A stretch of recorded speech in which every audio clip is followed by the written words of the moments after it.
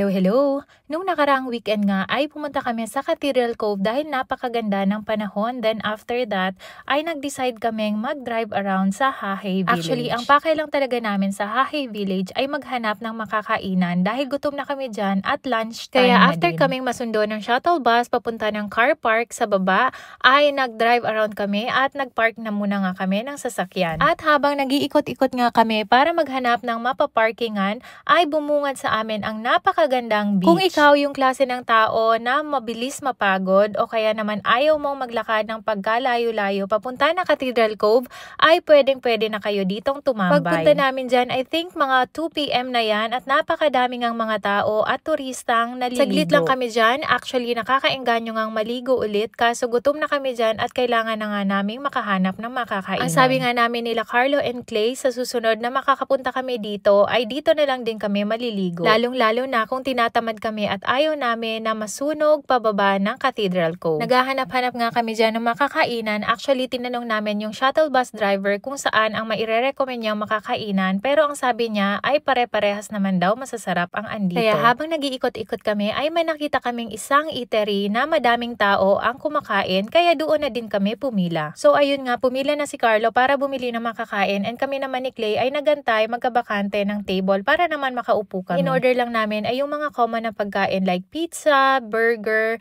and fish and chips na very popular dito sa New Zealand. Lahat naman ang in-order namin ay masasarap at nabusog din naman nga after namin kumain ay nag-ikot-ikot lang kami saglit at mayat maya nga ay nag-decide na din nga kaming umuwi. Kasi ang Hahay Village papunta or pauwi sa bahay ay nasa 2.5 hours na travel, kaya naman nag-decide kaming umuwi na. Kaya looking forward na kami for next summer at maliligo nga kami dito sa Hahay Beach.